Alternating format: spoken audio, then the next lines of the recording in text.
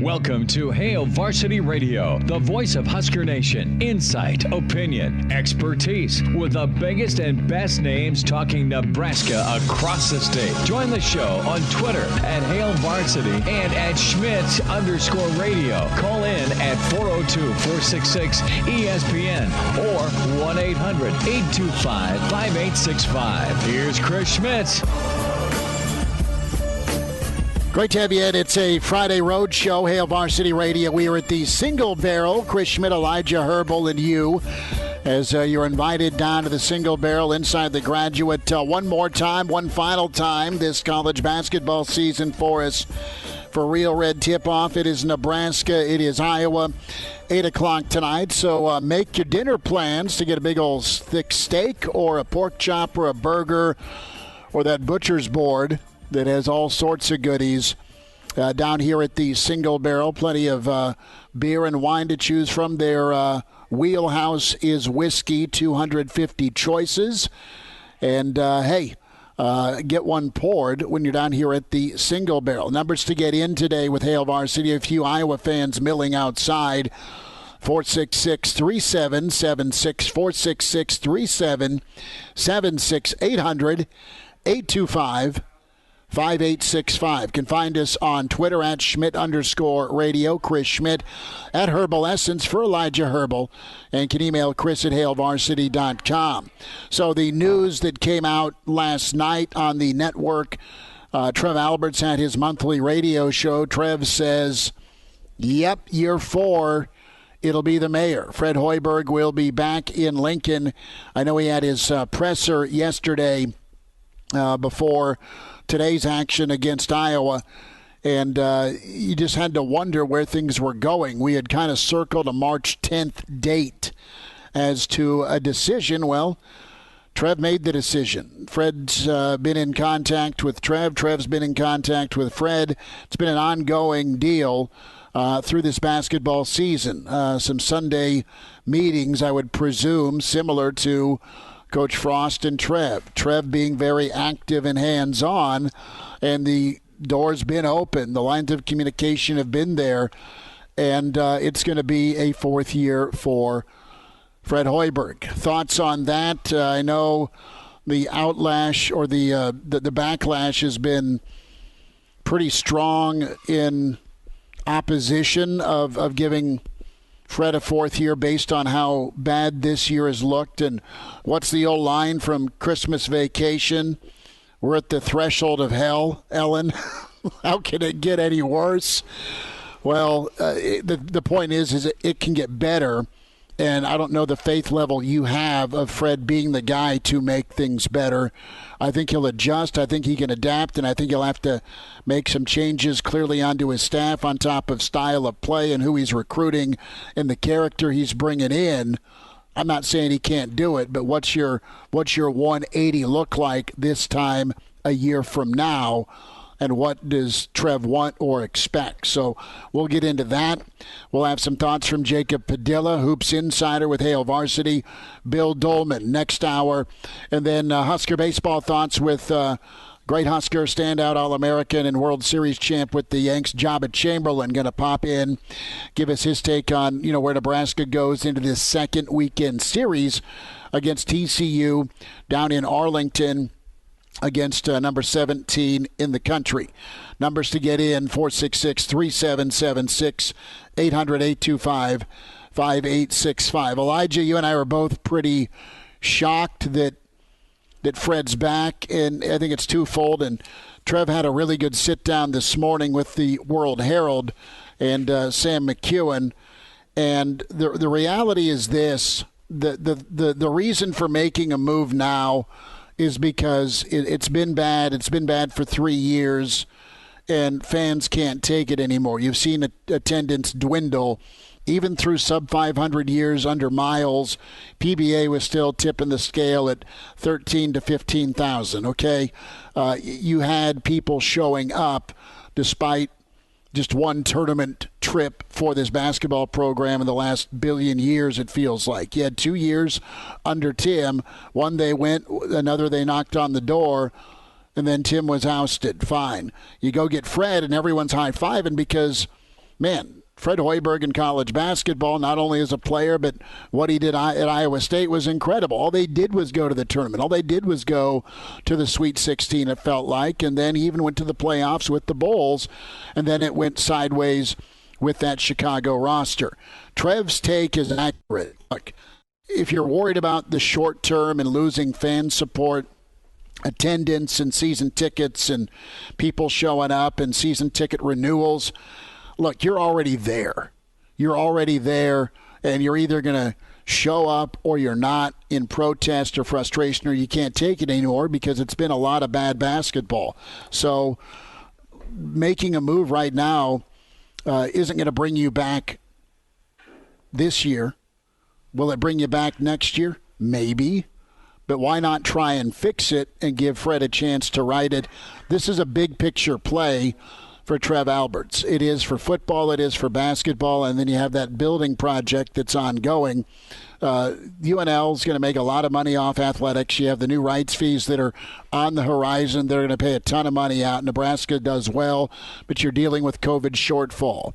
You're trying to finish the building, and I don't know where fundraising is at, but it's not a black hole. I think they're doing okay there. But then you factor in potential buyouts near $40 million if football doesn't get fixed, and then basketball. Listen, $18.5 million is just too much. Quite frankly, $250,000 shaved off his contract from $350 to $325 is a joke. It should have been at minimum $500,000, and erasing the retention bonus that helps factor into that $4.5 million shave job is fine. 11 is better than 15, but still, it's still a lot of money. And big picture take on this, Elijah, is Fred is going to give these guys a chance to get it fixed. Trev wants to be a part of the solution, which is great. And this is your signal, this is your flare out to potential coaches in football and specifically basketball that you're going to be a patient AD. You're not there to just start chopping heads off, and you're going to give guys a chance to succeed, even though they predate your time and the struggles have been very mighty and very real.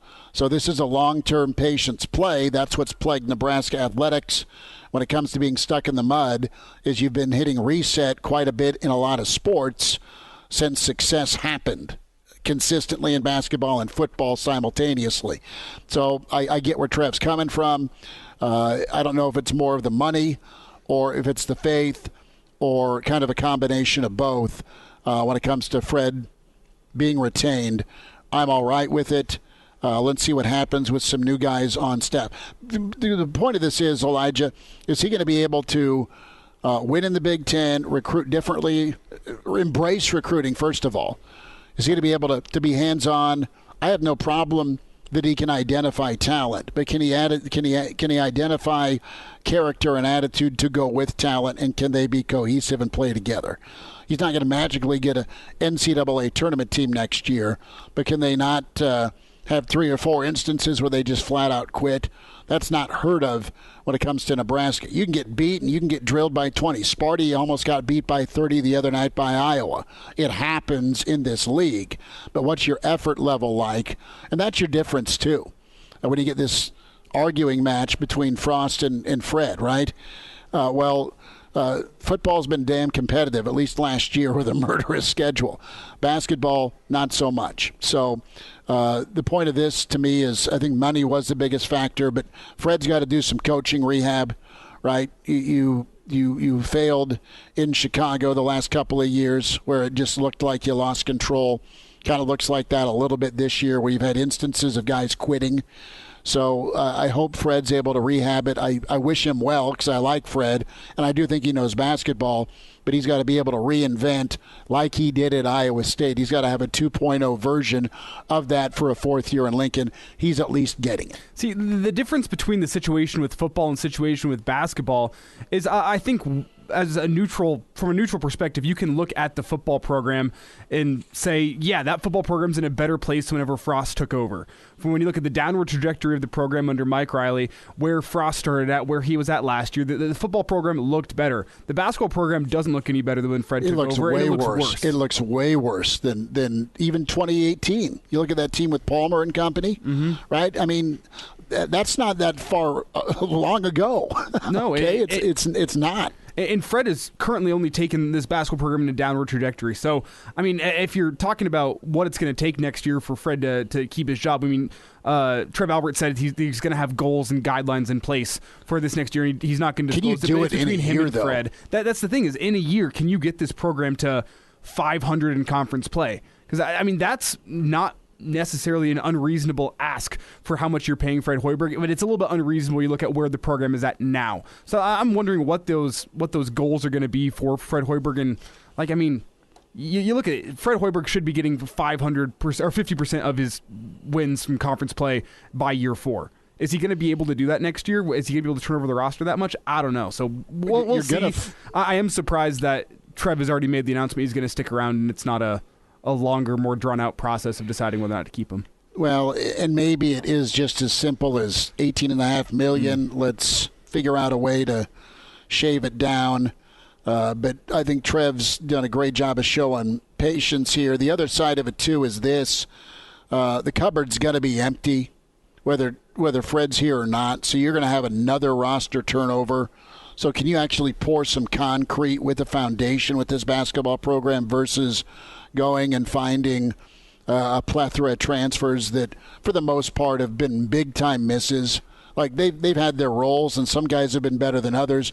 But the last 3 years, they've not hit at all. They've hit on Banton, and they hit on McGowan's.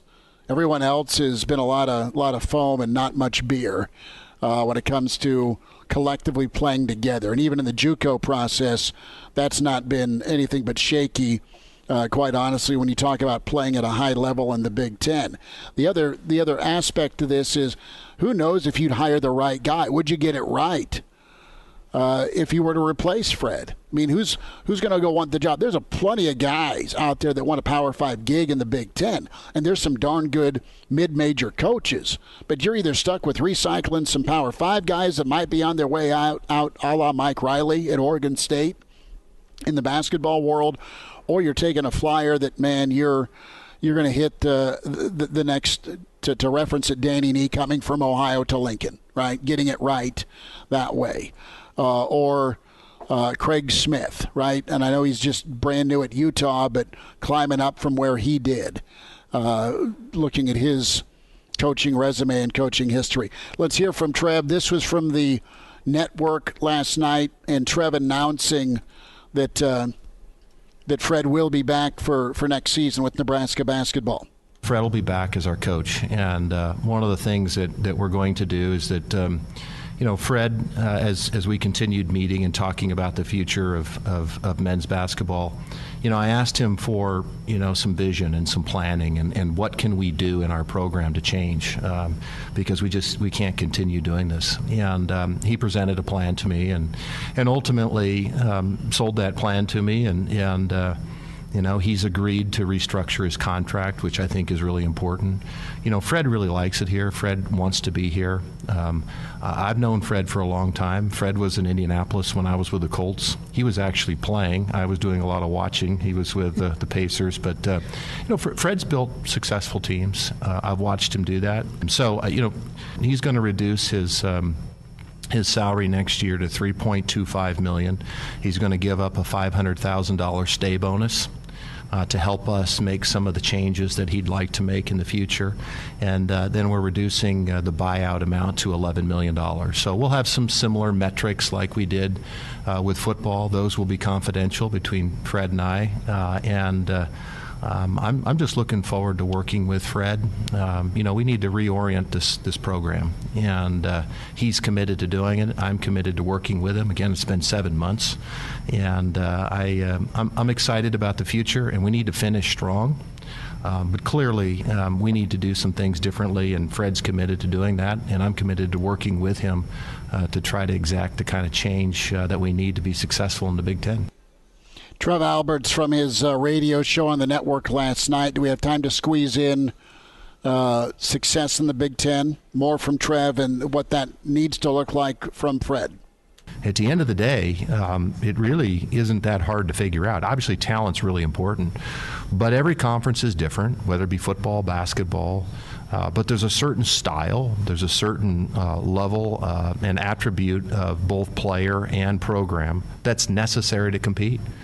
And you're just not going to win in the Big Ten Conference if you're not tough, if you don't play defense, if you're not unselfish with the basketball, if you're not team-oriented, if you're not cohesive, and if you don't rebound. That was Trev Albert's nailing it. I mean, that is capital T on that. You got to be tough, you got to be unselfish, and you got to be physical. And you got to be a team that wants to play together. And too many times in the last 3 years, you have picked the wrong horse, so to speak, horses, hoping that they would be able to gel together and play together. And it's been agenda-oriented. And that's not been good. We'll get some thoughts from Jacob Padilla on Nebraska basketball and what Fred can do. More thoughts from Jacob on the high school scene as districts knocking on the door. Bill Doleman in the green room for hour 2. Pride of Fairbury will be with us. Joba Chamberlain also. We're down here at the Single Barrel Real Red Tip-Off in front of Nebraska, Iowa. Come see us. Hail Varsity presented by the Nebraska Lottery. Hello, listener. Hey, it's Chris Schmidt with Hail Varsity Radio, and I wanted to let you know about a special deal just for listeners of the Hail Varsity Radio Show podcast. We're offering $10 off the annual subscription price of $29.99. That means that you, for less than $20, can get everything we do. 10 issues of our monthly magazine, our annual football yearbook, and all the premium content we produce at HailVarsity.com. Just go to HailVarsity.com/subscribe and enter in the promo code GBR for $10 off a full year of Hail Varsity. That's HailVarsity.com/subscribe, promo code GBR. And we're back Fellas, think we could listen to the radio on Hail Varsity Radio, presented by the Nebraska Lottery. Yes, that's awesome. Thanks for spending time. Real Red Tip-Off. We're in front of Nebraska, Iowa on the road. Road show Friday here at the Single Barrel inside the Graduate. I am thinking real hard about a bone-in pork chop, maybe several. They're incredible down here. Plenty of food and drink specials. The steaks are to die for. I see the thought bubble with Jacob Padilla saying, what sounds good for dinner? Elijah Hurrdat back at our studios. Jacob, thanks for joining us. We're streaming here on StreamYard, Facebook, ESPN Lincoln's Facebook, also ESPN Lincoln's Twitter. You can find Jacob on Twitter at @JacobPadilla_. So the news came out with Trev last night that Fred's back. And Jacob, I want to start there. Are you surprised that Fred's coming back? I don't think that you're a betting man. Maybe you are, but I know I would have bet the other way, and it's not that I wanted that. I just thought, 3 years of 20 losses was maybe a little bit too much. I know 18.5 is also a large number, but your reaction to last night's news? Yeah, I guess I am a little surprised, although maybe we shouldn't be, just considering it's the exact same move he pulled with Scott Frost. And it just seems like Trev came into this situation and he's at a place where, while dealing with the financial limitations and like that side of it, he just decided he wants to come in and he believes in himself and his own ability to work through situations and to help provide his coaches the best chance to get things done. And he wants to, he's been here for 1 year. He wants to give these guys a chance to fix it and show that they actually that they're willing to do whatever it takes to get it done. And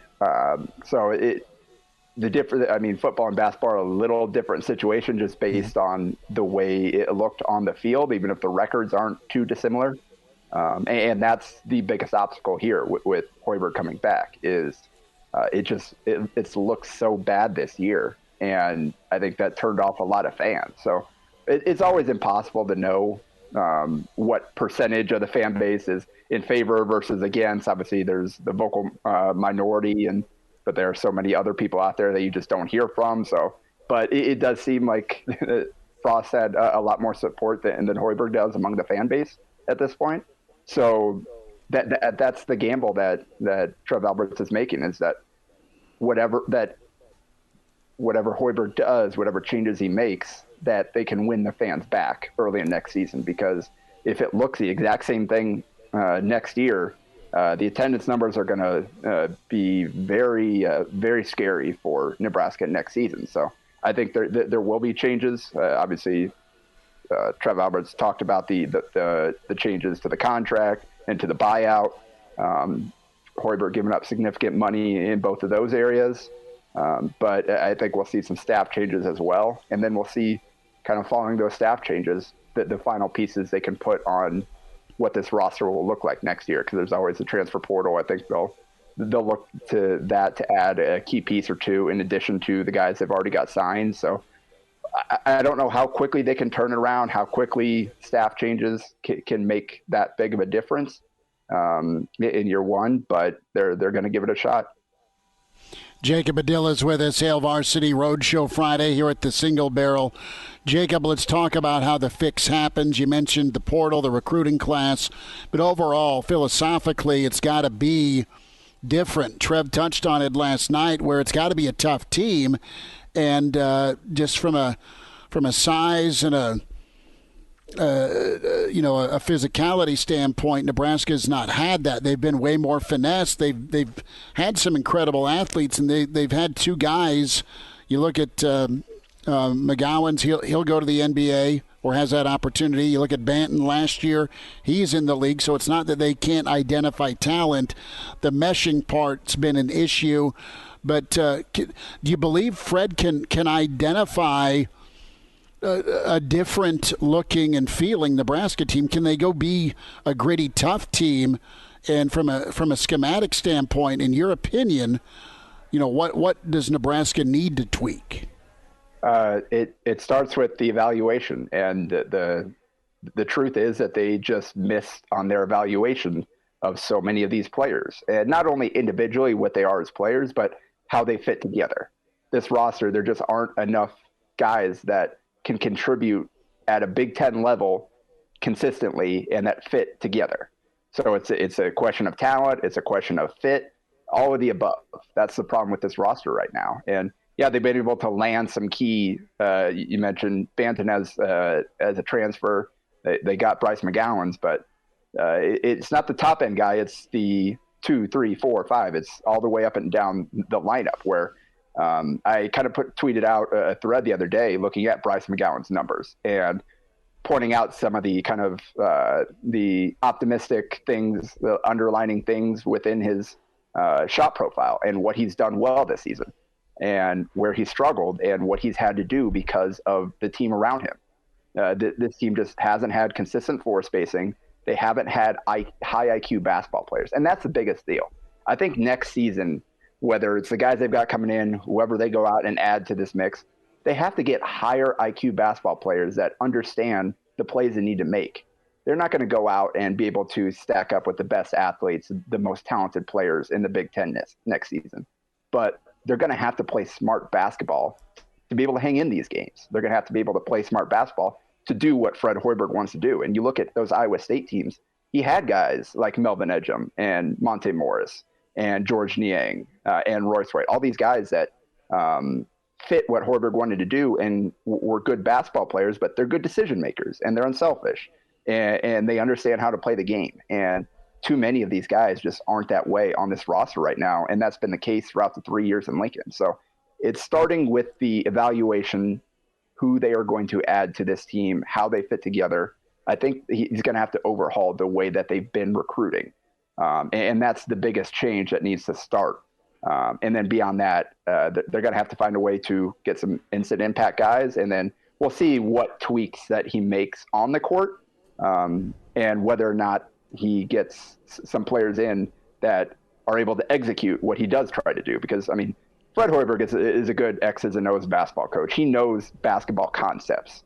That's not the issue with this team. The problem is he just hasn't there's just been a disconnect between what he wants to do and whether the players are capable of, whether it's the way that he's trying to impart that knowledge to the players. There's just been some kind of disconnect. So that's got to get fixed, and they've got to find a way to be able to compete in these games right away next season. Jacob Padilla is with us here on Hail Varsity Radio. And Jacob, you just did a great job laying out what could look different on the court, but I want to move into off the court, because we had Trev Albert say in his segment last night that some of this money that they're reducing from the buyout and from the salary is going to go towards assistant coaches, essentially. He alluded to that. So what do you think could look different among Fred Hoiberg's coaching staff next season? Yeah, I think just based on what we've seen of Nate Lenzer being more active in the community, taking on a larger role within local recruiting and Midwest recruiting, and just kind of being more of a face for the program out in the community.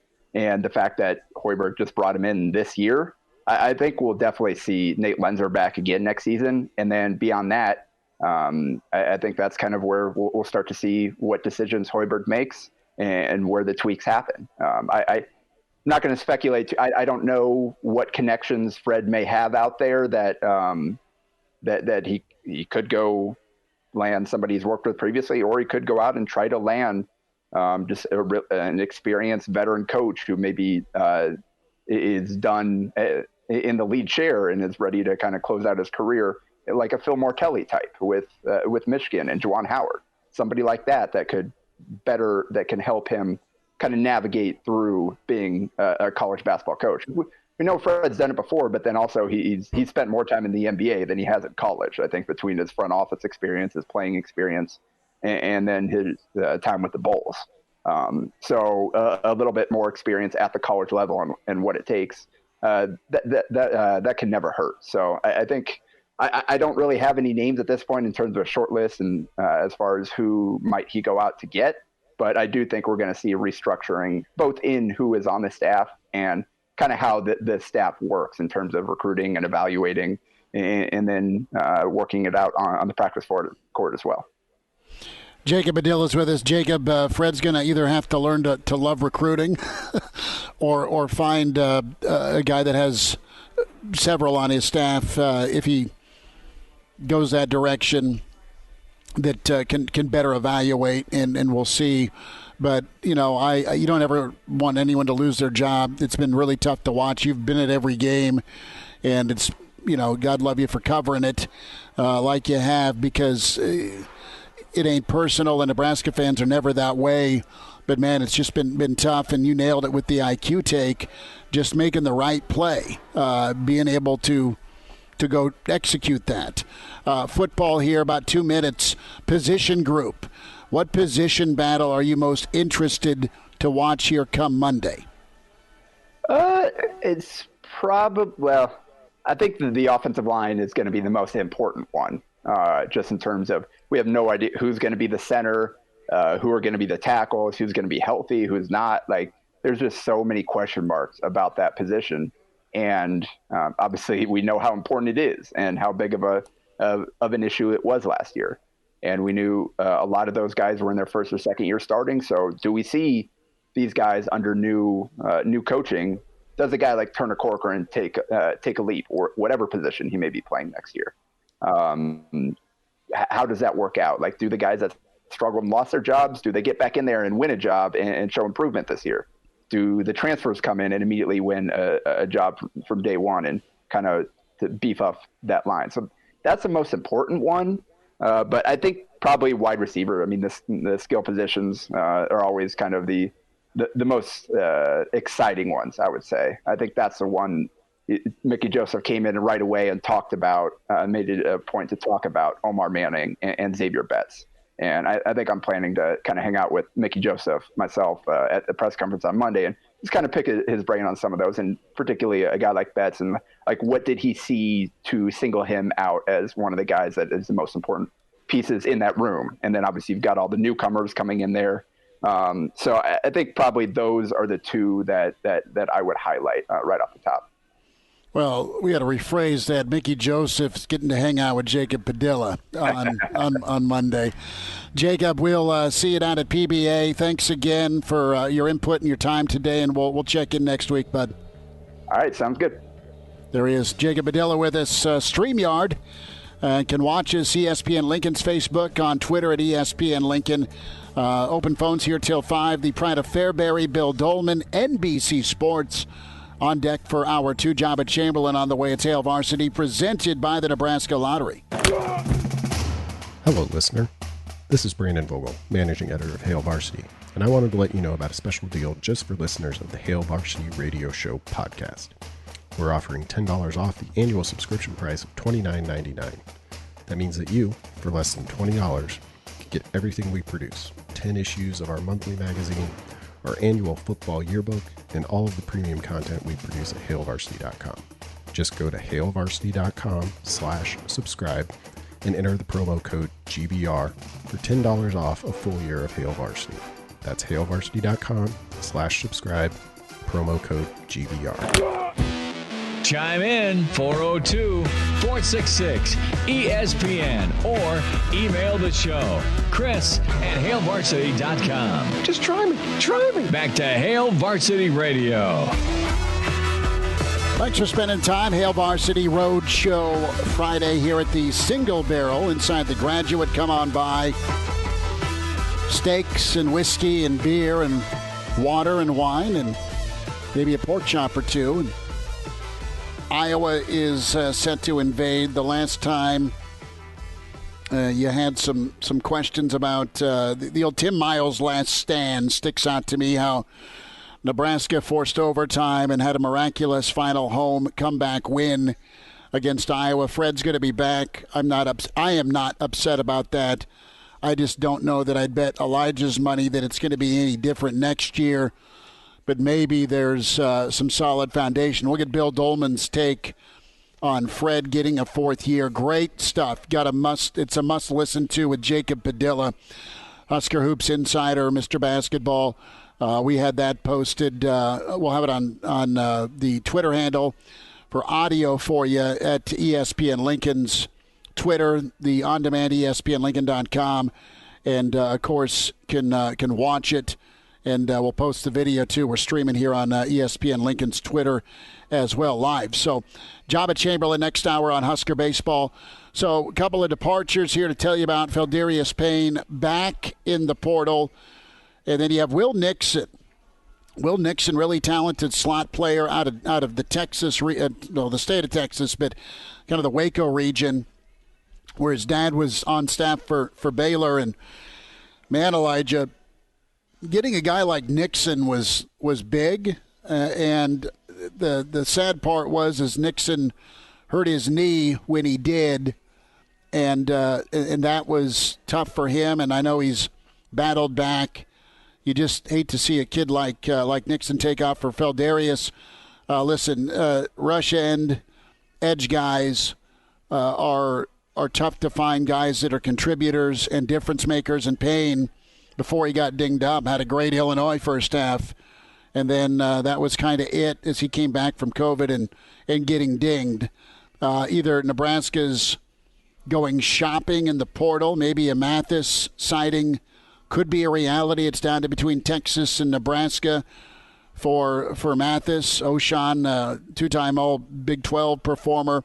We've told you about the two twins out of North Texas that are also on the radar. So Payne just seemed like he was looking. I know he tweeted out his film for prospective spots to land, but his time in Lincoln's done, and wish him well.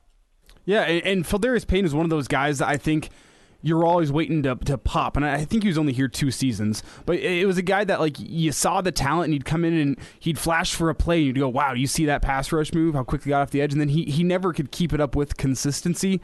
It is strange to see him go into the portal, come back, and then leave. That's why I lean towards Nebraska having someone else coming in to fill that spot, where he was the guy who was leaning towards the portal, probably we don't really know the recruitment, but it didn't sound like he garnered all that much interest on the transfer portal, so he came back to Nebraska. Now entering his name back into the portal, it just makes you wonder what's going on behind the scenes, whether Nebraska's got a guy lined up to come in and use that scholarship. As for Will Nixon, that's another situation, I think, where you get into spring practice and coming off that knee injury, you look at the talent in the room and you go, okay, there's a lot more talent, completely different wide receivers coach. Got to make a brand new first impression with all these other new guys in the room as well who appear to have a lot of talent from what we have seen sitting here. So those are two guys where I just wonder, is there something else the coaching staff has that's going to take playing time from those guys? That are guys that are going to be more instant impact makers than both Payne and Will Nixon.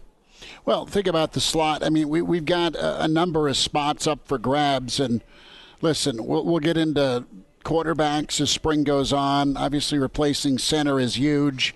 You've got 2 to 3 rotation spots available. We talked with Ron Brown yesterday at running back.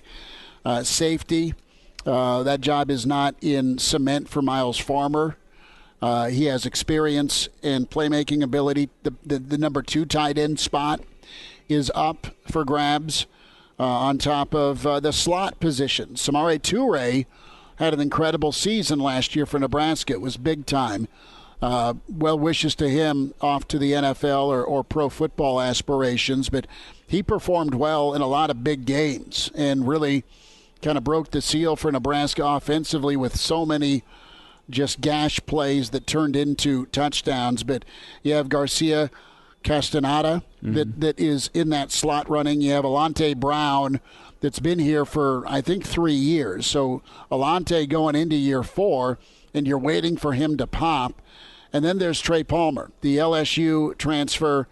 Palmer is high level, also the kick return threat. His special teams prowess, impressive when it comes to punt and kick. And then you've seen him be able to take the dreaded bubble, get some downfield blocking, and then tightrope it and go from 0 to 60. So they have plenty of candidates. I just wonder, to your point, if the hill was a little too steep to climb for Nixon, or maybe he could get a better opportunity somewhere else where it's not so crowded. We know that you've got Oliver Martin, not slot per se, but he did line up there. Same with Omar, and of course Betts. Guys I would anticipate, and I don't know, we'll have to ask Mickey Monday, but if they're going to cross-train, kind of like Coach Fisher does, where you get cross-trained at good corner and at safety, are you getting cross-trained at the multiple receiver spots when you line up for Nebraska? Because ideally, if you want to go 4 wide, 3 wide, 5 wide, you're going to need, Nebraska could really toy with some teams given protection, obviously. We got to make that duly noted, given time to throw it. It'd be a lot of fun to kind of mix and match and find your favorite matchup. I mean, they got last year they had Omar and they had Betts, and then, oh, by the way, here comes Toure in the slot on a great matchup against a safety that couldn't keep up with him. Case in point's the Ohio State game, right? So the slot spot, there's 3 there for Nebraska, and Will Nixon is transferring. Will be interesting to see where he lands. Of the positions that are up for grabs, what position intrigues you most as we head into Monday?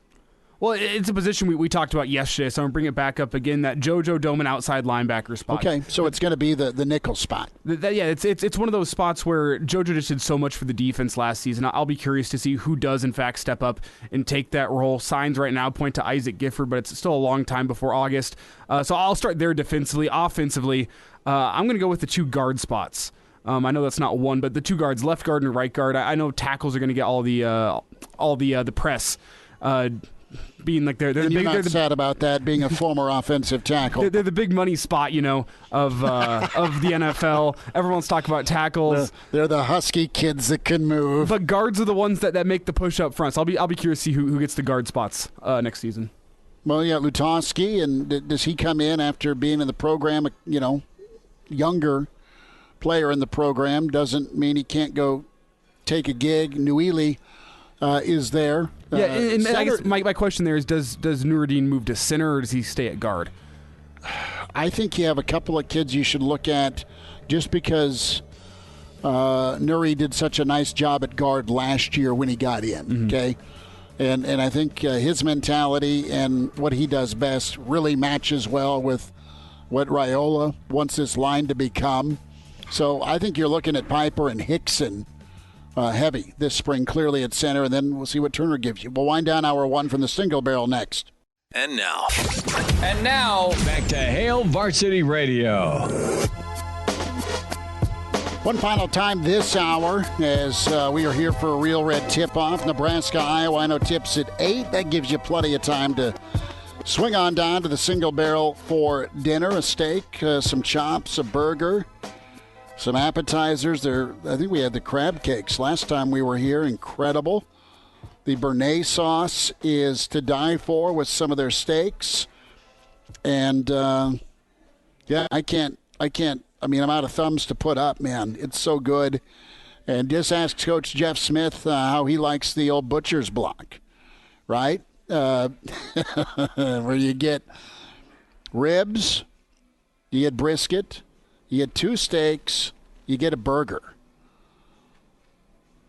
And there is cutlery there, so you can fend off any invaders to your corner of said butcher block.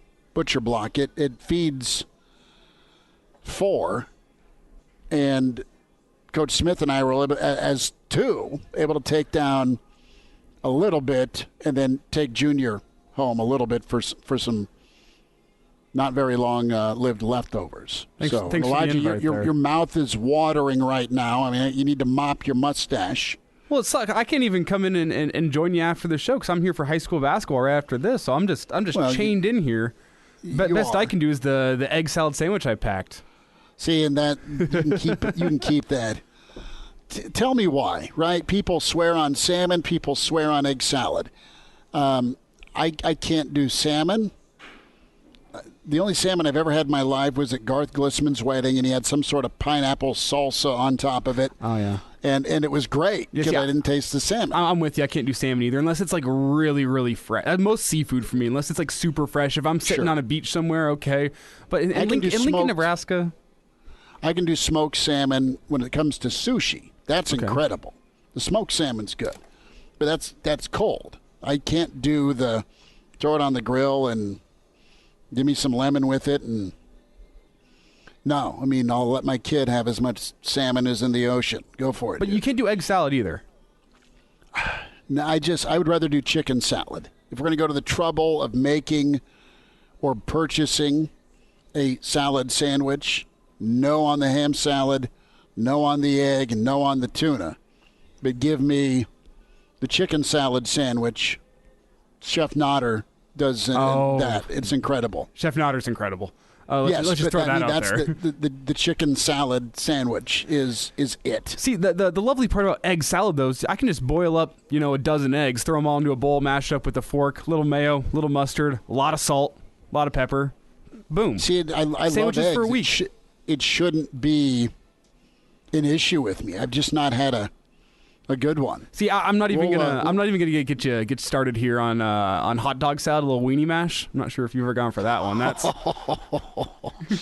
That's you probably if you wouldn't like egg salad, you wouldn't like that either. No, I wouldn't. Bill Doleman right now is shaking his head in disgust at us. We will check in with the Pride of Fairbury shortly. His take on Fred's retention, and of course, spring football around the corner. Nebraska back at it. We'll have full coverage of the spring football presser. Of course, Coach Frost, all of his assistants, select players. That's going to be awesome to get you kicked off. And then we're doing the show from Pius Monday ahead of Southeast and Pius District Boys action. We're down here at the Single Barrel here till 6. Come see us. Get a spot ahead of Nebraska, Iowa with Hail Varsity.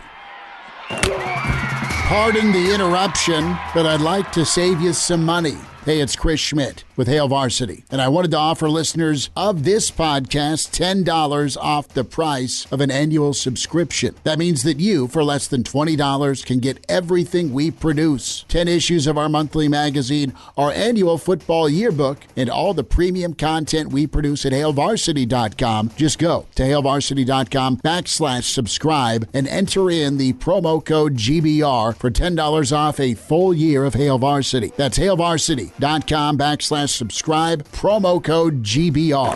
Welcome to Hail Varsity Radio, the voice of Husker Nation. Insight, opinion, expertise, with the biggest and best names talking Nebraska across the state. Join the show on Twitter at Hail Varsity and at Schmidt_radio. Call in at 402-466-ESPN or 1-800-825-5865. Here's Chris Schmidt.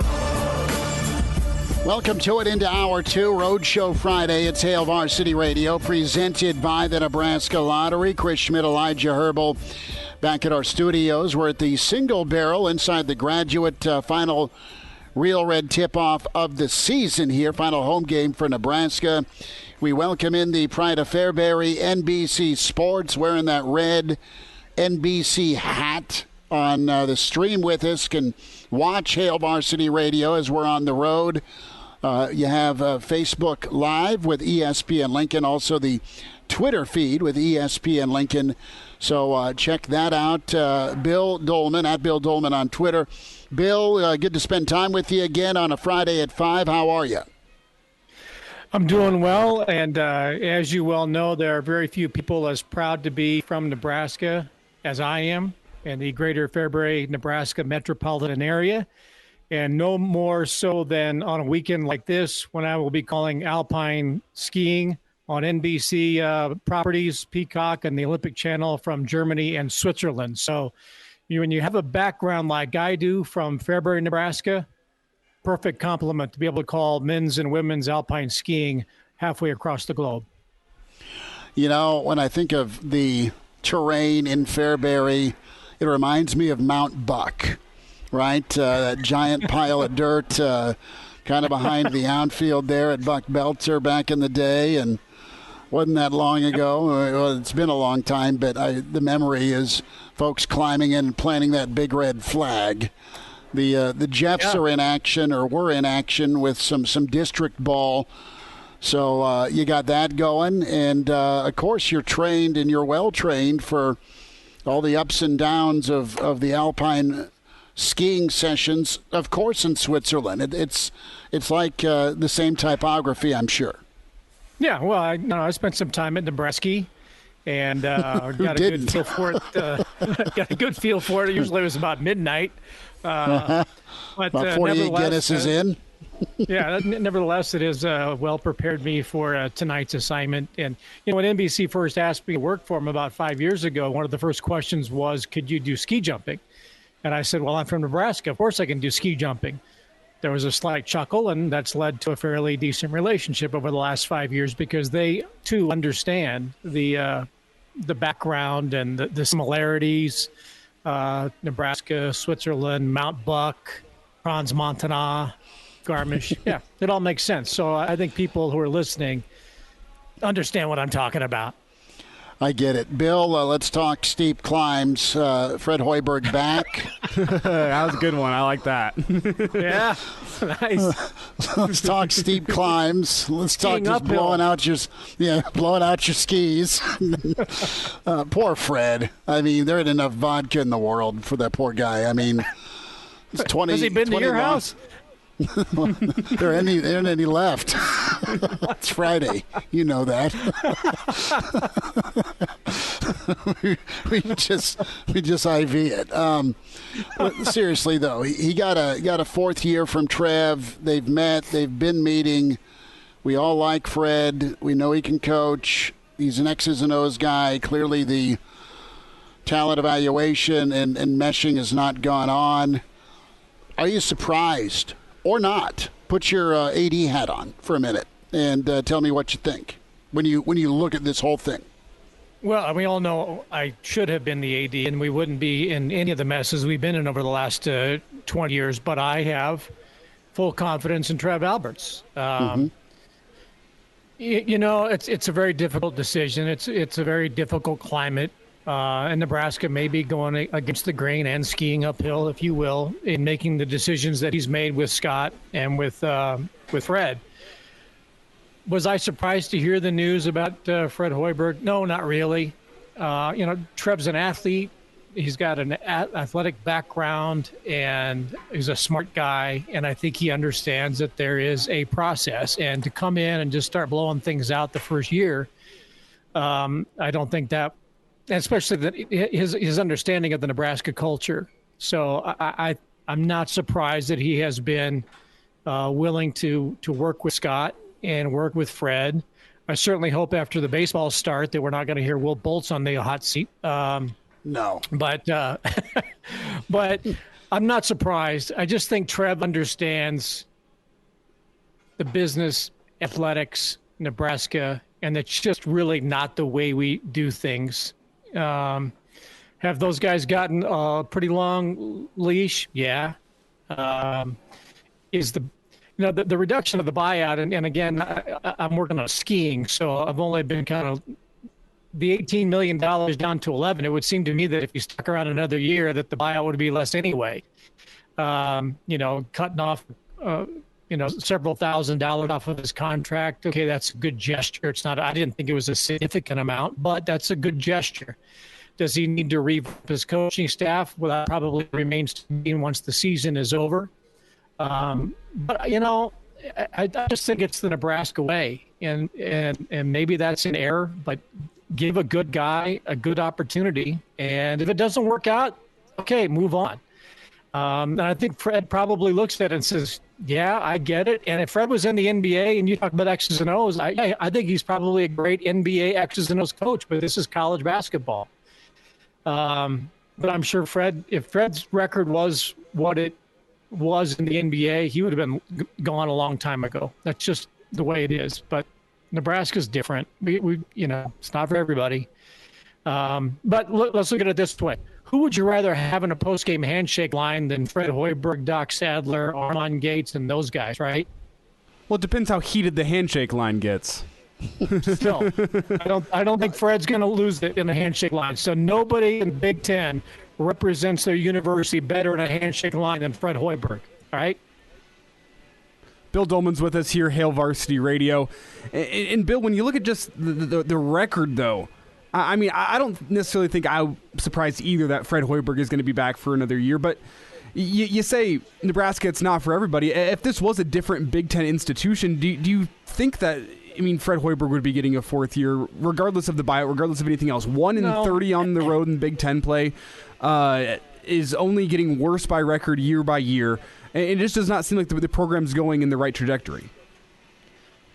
I can't argue with any of that. It's just, and maybe Trev's like me, and it's just kind of a gut thing. It's the same with Scott. You just kind of go with your gut, and you go with some faith and hope, and let's work out a deal with a handshake and hope that everything, and hope that's a strong word.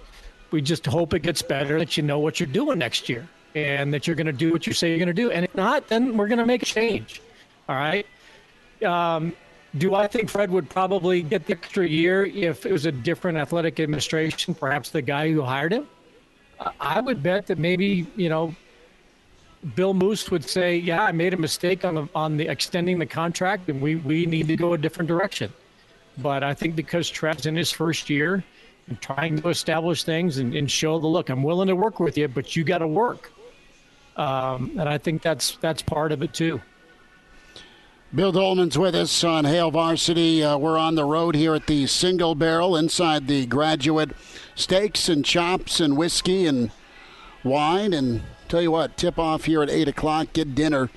So to me, Bill, the $4.5 million you're saving is okay. The buyout now down to 11 from 18.5. You're waiving 2 air quote retention bonuses that Uncle Bill snuck in there on top of the extension. And the 3.5 down to 3.25 isn't enough, in my humble opinion, where, I mean, you should have knocked that thing down, or tried to. Maybe he did, under 2 if we're talking restructuring. But they didn't, and maybe and kind of Trev hinted at this last night, that it's going to go towards whatever new direction they go. And I'm not saying that his coaching staff is great. I don't think all of them are terrible. I think there's one glaring, one of these is not like the other, okay? And it's the guy you've listened to in recruiting, and it's been whiff after whiff after whiff for 3 years. And whiff may be too strong, but okay, you've gotten a couple of NBA guys, but you've not put the right mentality and chemistry together because of role acceptance. So you got to go a different direction, again, in my humble opinion, that way with your ace recruiter. And do you think Fred can all of a sudden snap his fingers and become a guy that wants to recruit? Yeah, he wants to save his job. He wants to kind of rehab his coaching image, I'm sure. But can he all of a sudden become a college recruiter? I mean, he kind of delegated that.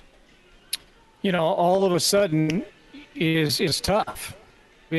College basketball, though, because of the size of the squad and if you can land a couple of the right people at the right time, you can turn around pretty quickly. But that being said, I'll say it again. This is as talented of a team as Nebraska has had, just in pure, absolute basketball talent, as the Danny Nee teams in the 1990s.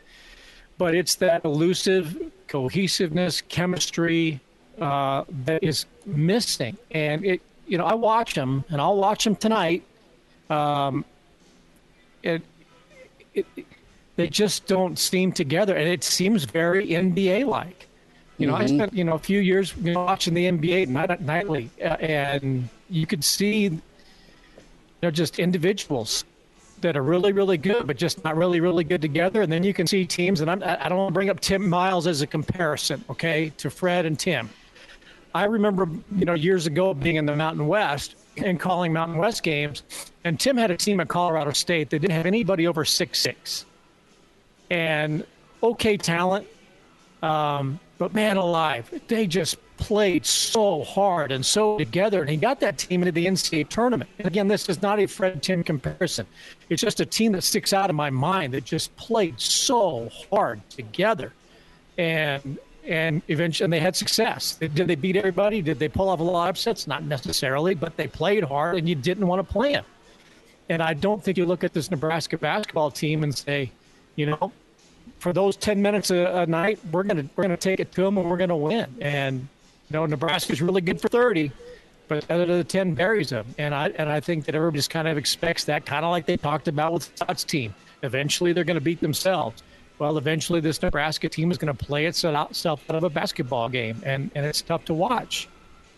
Bill Doleman's with us here. And Bill, you talk about the talent on this team, one of the best, most talented teams since Danny, but the results aren't there. Does that mean in your mind there is potential for a quick 1 year turnaround for things to be better next season? Yeah, because I believe that's just the nature of college basketball. I think it always has been, but especially in this transfer era. When Alonzo Verge came in, I'm thinking, man alive, that's a great player. And he is a great player. But is he a great player within a college basketball system? No. Would he be a really good pro someday? He might be a little bit undersized, but he's got the talent to play someplace at the next level. Let's face it, McGowan's, I still think he needs an extra year. I think he needs a little more size, but he probably will go to the NBA and be a first-round pick. I mean, that guy can play. But if you can find the right guy to come in and be a great point guard or somebody who's a leader that attract everybody together, you can turn it around quickly in college basketball. I believe. Now, are they going to win 25 games next year? No, but could they win 15? I think that'd be a step in the right direction. Could they win 20 with the right group? If McGowan's came back, and I hold out hope that things can turn around fairly quickly. And let's face it, they've got a beautiful building. They've got all the support in the world, and people want a winner, and they will support you until you really, really, they just don't want to be there anymore. And I'm sure there'll be 10,000 people at the arena tonight. Bill, a couple of minutes left here on the Friday at 5, the Pride of Fairbury. Bill Doleman with us at Bill Doleman on Twitter, NBC Sports. Alpine event for Bill on Peacock and NBC this weekend. Spring football is Monday. All the assistants will be part of a roundtable, some of the newer players. If you're a betting man, who are you betting on? Who are you buying stock in the running back room for this spring? running back room. I'd have to go back and look at the roster as to who is actually there now. Next question is what you're telling me. I mean, there's so many guys. I know they got a couple transfers in, right? Again? Well, they've had a couple transfer out. They've got Yant and of course Ramirez back. You still have Stepp, and you have the tailback that is really talented, but hurt himself. That was Irvin, and you got Anthony Grant. That's the guy. That's the guy I was thinking of was Gabe Irvin, and I couldn't place it. I think that he showed some really good stuff last year before he got hurt, and I believe that he should be able to maintain that year of eligibility. So I liked him a lot. You're not going to see Irvin likely, or you won't see him in contact. So poor Bill Doleman, he froze. Yeah, he's gesturing wildly. Bill, put a quarter in the machine. You good, brother? Do you got us? Man, that's not how we end it with Bill. His mic is muted now. I'm not sure if he realizes it. No. Bill, do you got us? Audible. Man. Well, we'll have to pick this up. It's funny to see him appearing to be talking into the mic here, and we can't hear a thing he's saying. We'll connect with Bill. We'll try and let him finish his thought here towards 6. We've got to run. Bill will be back with you here shortly. Joba Chamberlain coming up here. Husker baseball, TCU. Hail Varsity continues. We're here at the Single Barrel, presented by the Nebraska Lottery. Pardon the interruption, but I'd like to save you some money. I'm Brandon Vogel, managing editor of Hail Varsity, and I wanted to offer listeners of this podcast $10 off the price of an annual subscription. That means that you, for less than $20, can get everything we produce: 10 issues of our monthly magazine, our annual football yearbook, and all of the premium content we produce at hailvarsity.com. Just go to hailvarsity.com/subscribe and enter the promo code GBR for $10 off a full year of Hail Varsity. That's hailvarsity.com/subscribe, promo code GBR. And now, back to Hail Varsity Radio. Back into it, it's Hail Varsity Roadshow Friday ahead of Nebraska, Iowa. Husker baseball down in, Arlington, the multi-billion-dollar ballpark, the home of the Rangers. TCU awaits. We welcome in World Series champion, Husker legend, and All-American. Can I say the pride of Northeast, Joba Chamberlain? Is that all right, Joba?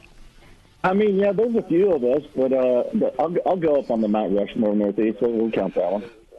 Okay, there we go. So let's go through the Mount Rushmores of Northeast. We've got to go with, Noonan, don't we? Was he a Northeast kid? Yeah, I think that. If we can go old school, probably Bam Kroger's up there. And then got to throw a Moats in, don't you? Or a Pavelka. Yeah, I mean, there's now that I think about it, there's a lot of talented dudes that came out of Northeast. I mean, Trevor Johnson obviously played in the NFL. Erwin Sweeney, myself. You got guys that went to Creighton to play basketball, and that run we had in the 3 and the 4-peat in the '90s was special, and those guys are good. So I might be honorable mention on that thing. Who knows? Well, we'll just call Nan and get the official okay. For sure, he's always useful. The self-proclaimed mayor of Lincoln. That's right. That's right. So before we get into the nitty-gritty here with Nebraska and TCU, groceries. What did you order for a Husker baseball watch party? Nothing really. It's kind of just the nuts and bolts of kind of the everyday. Your sandwich stuff, your bread, your chips. Nothing too exciting. It was kind of a boring order for me today. Usually I throw something in there, but just one of those ones where it was just kind of the necessities to refill the fridge and make sure you got enough stuff to get you through the weekend. There you go. Well, it was delivery. You got to let me know how that works, and I will pitch it to Mama and see if we can get into that. Joba, reaction from Sam Houston, a tough 1-3 start for the Big Red. We'll get to TCU in a minute, but overall, what were you expecting? And I don't believe you've hit panic button. It's too early to do so. No, I mean, listening to Will, just talking about it and the three assets of what it is, offense, defense, and pitching. And, I think just from listening to his and then kind of just the reaction of just watching it. And, it's one of those things early in the year. Everybody's like, no, what happened? What happened? Well, we've only been outside a few times, and it's been a scrimmage against ourselves. So, obviously playing a team like that takes advantages of our defensive mistakes, and we saw that all weekend. So I don't think it's not even close to the panic button. What I think it does is it allowed some of those young kids to understand the pace of the game now in college and get the rust off and get out there and, get your first collegiate at-bat or inning and just kind of settle in because, obviously the weekend doesn't get any easier starting tonight. So I think just the pace and the understanding of how good college baseball is, and I think if the people are pressing the panic button, they're obviously on the wrong train for what Will and his staff is doing. So I just think it's cutting down the mistakes. It's just understanding, what it takes to win, and I think they see that. And I feel obviously from the defensive side was probably the biggest lackluster, and obviously you got to throw strikes. That kind of goes hand in hand if you think about it. The pace of the game continues to slow down. You get guys on their heels, and that's kind of what we've talked about last week of the pace and what it's going to be for these guys getting on the bump and get to work. So I'm excited to see the adjustments they made and get after it tonight. Joba Chamberlain's with us, previewing Husker baseball this weekend against TCU. Hail Varsity Radio Roadshow Friday here at the Single Barrel inside the Graduate ahead of Nebraska and Iowa. So Coach Childress, Coach Christie, Will.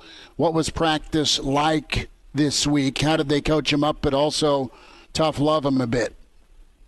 I think it was just basically just looking at it as a whole. What did we do good? What did we do bad? What did we continue to work on? And I just the process of knowing those three and how meticulous they are about the little things and the details. I think they're not pressing, and I think it just takes on the culture of the leaders of the program of, hey, we'll be all right. Let's take a step back. Let's see what we did well. Let's see what we did that we need to work on and go from there. So I think now if we're having this conversation when we're 35 games in, I think it's a different story. I think practice is completely different. I think you're pressing a little bit, but now it's just being able to be outside, get adjusted to all that stuff, and I think the team's just going to continue to get better.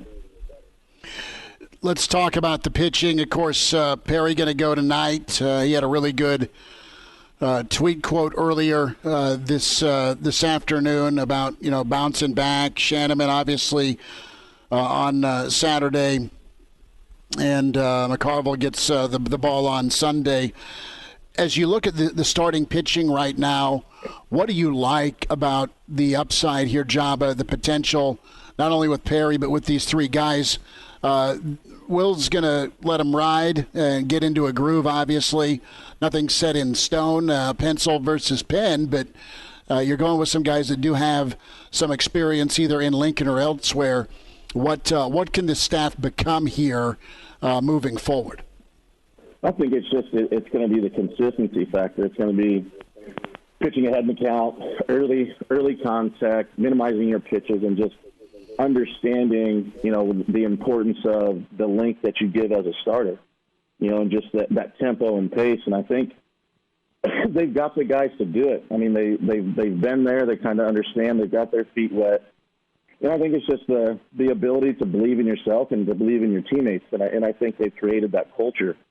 And just to be able to see these kids grow and, understand themselves more and to be able to, make in-game changes. And I think that's comes with just the experience and being in those situations. And you can throw as many bullpens as you want, but once it's second and third, sixth inning with one out, and you got to make some pitches. Those are different, and that's just being in competition. That's being in the game, and I think they're just going to continue to get better and just understanding the ability and what they hold, and that means the tempo, getting it going, understanding the defensive aspect and alignment and pitching to your strengths and not focusing so much on scouting reports, but focusing on what you do really well. Joba, I just wanted to ask you about the performance from last week and how they bounced back. I mean, really, the whole pitching staff seemed to struggle last week, and I know some relievers came in and did well, but for the most part, the starters didn't set the tone as well as they wanted, and it kind of carried through the entire pitching staff. How, as like an entire pitching staff, do you come together during this week and try to improving and get better as a whole group? I mean, it wasn't just a one-person issue last weekend. Yeah, I think it starts with the guys that go out and dictate that, and I think it's contagious. You see, and we all have competitions with ourselves, and amongst our team is like, okay, well, he went through the ball well. I've got to go out and just keep going and keep going. So I think it all starts at the top, obviously, with the mindset and Kyle coming in and doing and setting the tone for the weekend. I mean, that's the importance of a Friday guy. It doesn't always have to be the guy throwing 100, but it's a guy that you can rely on and count on. So as your Saturday and Sunday guys see it, and everybody in the bullpen just kind of feeds off it. So I think collectively just coming together and know that, we didn't have our greatest weekend. But let's obviously not hit the panic button. Let's not do that. Let's go out and let's start with this first inning. Like, let's not get into extended counts like we did at the start of last weekend, and just go out there, get early contact, and start that pace for the rest of the game. I just think that's a confidence builder in this first inning on a bounce-back weekend for them. Job, I think they'll have a different approach, probably a smarter approach at the dish. They can still flex with their power, but they don't want to be striking out as much as they did. Flipping it over to TCU, Bud, they are good on the base paths through 3 games, 10 for 11 stealing. They have 3 dynamite hitters in the lineup, but just 3 that are dangerous, and maybe someone else emerges as the year goes on. I mean, TCU is a really good program. How nuts did base runners drive you? Is that something that you let bother you, or were you able to consistently focus on the batter? And I ask that because it could be a factor this weekend for Nebraska if TCU gets on base. I was absolutely horrendous at holding runners. I was not good at all. I tried. There was something about it where I always tried to, there was something I focused on every spring training, especially throwing bullpens. Mm-hmm. Just because sometimes you get in the pattern of, in your bullpens, just getting it and going and going and going. Well, for me, it had to be a strong focus on, okay, change your tempo, go quick, slide step, okay, now hold and step off. And just, for me, it was always a game I had to play with myself because I wasn't very good at holding runners. And I think that's just the biggest thing. Well, keep them off the base pass is number one. But if it does happen, is just changing all of your looks, your holds, and therefore you dictate the pace of the game. And those guys that run, they're feeding off you. And our job as pitchers is to hold and change up their rhythm. So I think it's just switching up everything as far as slide step, hold, pitch out, and they're 10 for 11 now, so they've obviously done with a great success rate. So it's just focusing on that and not giving away bases. And I think that's a big part of it too, is understanding that. And it's okay. The game don't start until you throw that ball. So understand that you have that power and you control the game just as much as they want to try and control it. So, Joba, when it comes to lining up and letting it fly, is there a Hall of Famer or a multi-time All-Star you loved facing? I mean, guys we all watched growing up. You gotta live it. What was is there an at bat or a matchup that you really enjoyed? Maybe a time or two in your career against a standout. I love the aspect of like playing big programs, and we were so close when I got there. And I think for us, the really cool part was we got to be on national television over 12 times. And I think for me, it was just knowing, holy crap, there's a lot of people going to be watching this game. And I think that was the coolest part of how special college baseball is. And we're seeing it now with how much it's televised and all the other things. So I think it was, for me, it was the Friday nights against Texas and just knowing it's on ESPN. They ended up going extra innings, so they had to switch it over. And there's all the players that you got to play against that made it to the next level. But it was just the understanding of how important getting off on the right foot was. And I think it's just when you play a powerhouse, it's always fun. Like what you hear, high-quality radio and podcast is part of what we do at Hail Varsity. Hey, it's Chris Schmidt with Hail Varsity Radio, and I wanted to offer listeners of the Hail Varsity Radio Show podcast $10 off the price of an annual subscription. That means that you, for less than $20, can get everything we produce. 10 issues of our monthly magazine, our annual football yearbook, and all the premium content we produce at HailVarsity.com. Just go to HailVarsity.com/subscribe and enter in the promo code GBR for $10 off a full year of Hail Varsity. That's HailVarsity.com/subscribe, promo code GBR. And now, back to Hail Varsity Radio. Couple more minutes. Joba Chamberlain with us. Standout, of course, with Nebraska, All-American, and CWS participant, World Series champ with the Yanks. You know the resume. Joba, let's talk Major League Baseball. You've got a deadline looming here Monday, February 28th, for the collective bargaining deal between MLB and the union. We've got arbitration, pre-arbitration, minimum salary, service time, tanking. Are you optimistic? Do you think this gets done, or are you worried about the season being axed?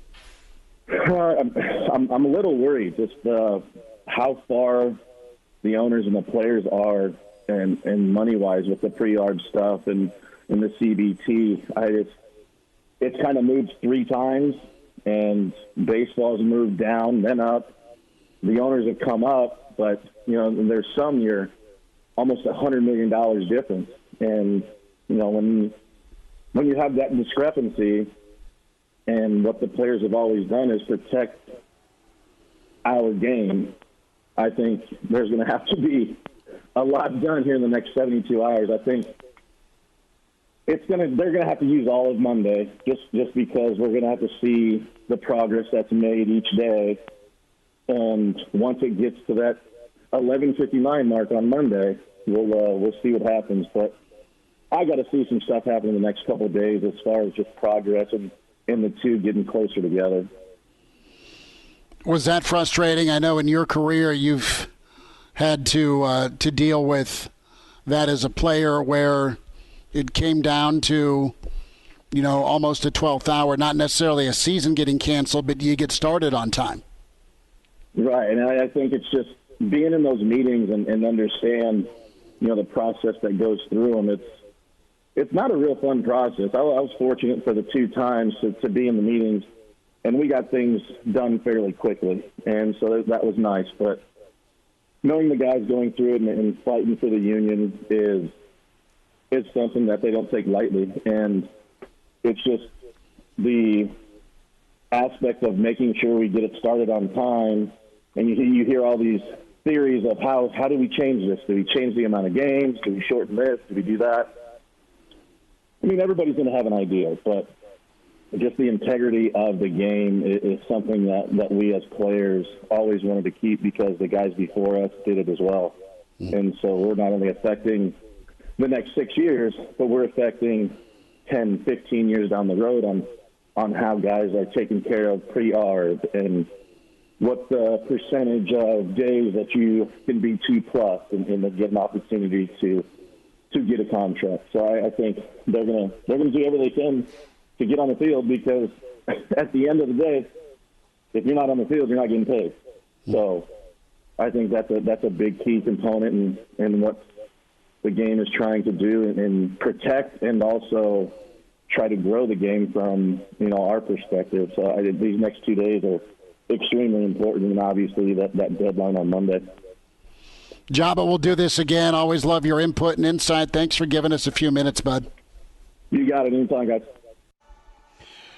Good to get caught up with Joba Chamberlain, Husker legend and standout. Good preview there in Nebraska baseball, TCU. And that gets rolling here in about 15 minutes. Nebraska down in Arlington. We're down here at the Single Barrel. Real Red tip-off for the final one of the season, the final home game for Nebraska. We bring back in the Pride of Fairbury Bill Doleman. And, Bill, we hope you have us. Do you have us? Not if you can understand. He's frozen again. I think I can hear you. Okay, we got you. We're good? Okay. So you I was explaining the best stock to get right now. It was wonderful. And why I think it's going to go so high. So I hope everybody got that. One more time. You chirped in and out there. I said I gave everybody the hot stock as to what they need to buy right now. Right. We were going, who you buying stock-wise at running back, and I think I'm gonna put a little bit more stock and investment in Ramir Johnson, and I really think it's going to come down to Yant or Stepp. Whoever has the best spring stays. You don't want anyone leaving, but the portal's the portal. I think Anthony Grant being here for spring ball's massive. And you've got A.J. Allen and Emmett Johnson that'll be here this summer. But Ramir's the guy that took the brunt of the carries last year, and I think you find that 1-2 punch. And I think Yant, if he can get coached up and do his part, I really love his upside more so because of his age versus, Stepp, bless his heart, but he's been with SC, and he had a chance to seize a job that was wide open last year, and you just had one 100-yard game out of him, then it was milk carton time. Well, the thing about Yant is he reminds me of Fred Flintstone when they took on Princetone, and nobody could tackle the guy. That's how big he is, right? So that's why he's intriguing to me. He gives Nebraska a completely different look. He looks like Johnny Mitchell at running back, if you remember Johnny, the tight end.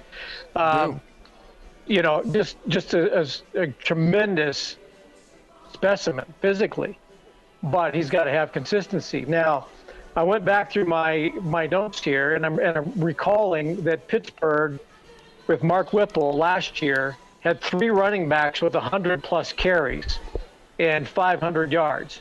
So we're not going to have Mike Rozier, LP, Amon. We're probably going to have somewhat of a committee again. I went and looked at Applewhite's crew at TCU, and they had 3 guys with between 80 and 100 attempts and a quarterback with about 80 attempts. So, again, and I think they had 2 guys with 600 yards and another with 400 yards. So at TCU last year with Applewhite, Pittsburgh with Whipple last year, they basically utilized 3 primary, that doesn't sound right, 3 primary ball carriers. They utilized 3. So Nebraska with Ramir Johnson, who looked good last year, let's face it, behind an offensive line that wasn't very good. Like I was saying before, you so rudely cut me off and shut my microphone down, and I'm probably going to another suspension. I thought Irvin reminded me a little bit, and maybe it's because he wore 22, but he reminded me of Doug DeBose from back in the day. But Nebraska hasn't had many running backs like him since then, And then Yant, and then I think with all these guys coming in, the 2 that are coming in the summer, you've got Grant. That's going to be a pretty crowded room again, and there's probably going to be somebody not real happy, and you may not have somebody after the spring who's there in the fall. That's just the nature of college football. But Johnson, Irvin, and Yant, I would think, are the 3, and then maybe one of those newcomers. But I'm like you. Stepp should have been the guy, and he wasn't. Yeah, and we'll see if he's ready to really, really make a push, or if it's too little too late for him, because he's a high-profile recruit out of Indianapolis. He flipped on Notre Dame to SC at the 12th hour, and then had to have surgery on his foot last spring. Bill, hang on with us. One more quick timeout. We'll be back to wind down a Friday here at the Single Barrel Roadshow Friday. Hail Varsity. We're presented by the Nebraska Lottery.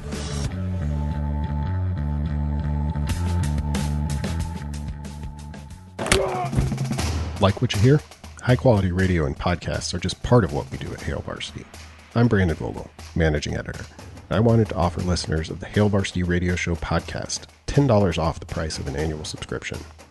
That means that you, for less than $20, can get everything we do.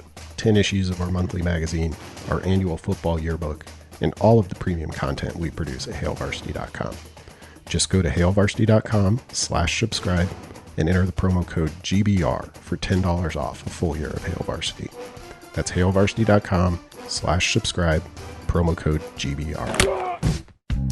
Miss us? Come here, brother. Give me a hug. Bring it in for the real thing. We're on call for you.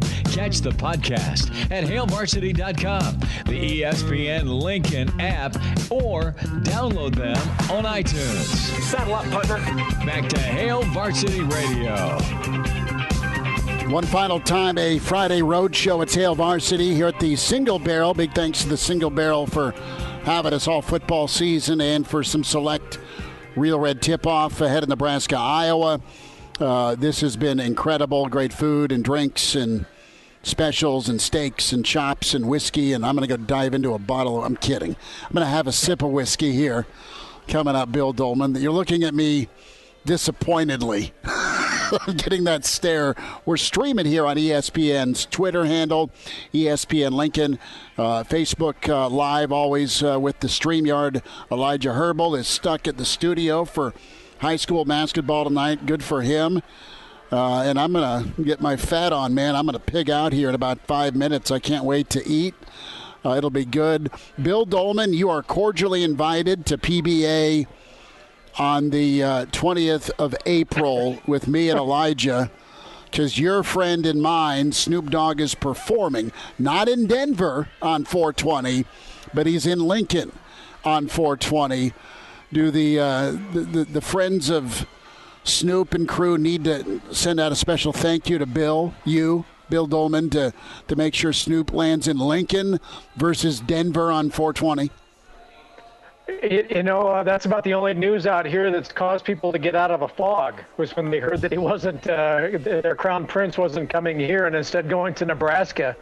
That's my NBC colleague. I posted that, a couple weeks ago on Facebook. I worked the Summer Olympics this past August, and Snoop and Kevin Hart did their show on Peacock for the Tokyo Olympics. So I just assume we're colleagues. I never saw them around the water cooler, maybe because they were in L.A. and I was in Connecticut. But nevertheless, I do consider us NBC teammates, and I do hope that he enjoys Nebraska much like Tommy Lee did a couple of decades ago.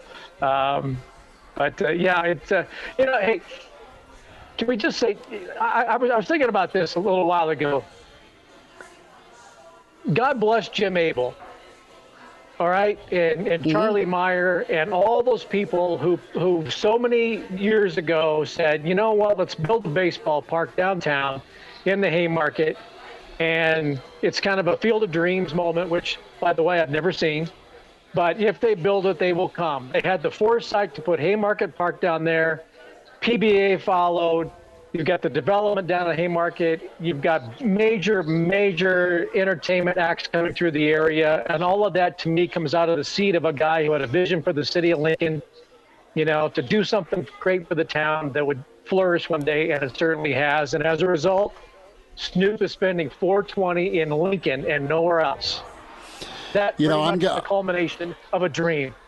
There it is. And I'm going to go 2 for 2 on my rap interviews. Warren G, when he performed, came on the show. I'm going to get Snoop on the show with us. Please. I'm working on it. 50% done. I'm not exactly sure that's what Jim had in mind when he had the concept, and Charlie and everybody had, let's put Haymarket Park, because in 20 years, maybe, just maybe, Snoop will come to Lincoln for 420. But that, to me, is the culmination of a dream. That it is. And as Cheech and Chong would say, nice dreams. So, Bill, we'll catch up with you next week, brother. Thanks for the time today. Go Big Red. Great to see you all, and can't wait to watch the people hit the slopes like they do in Nebraska this weekend. A Hurrdat Media Production.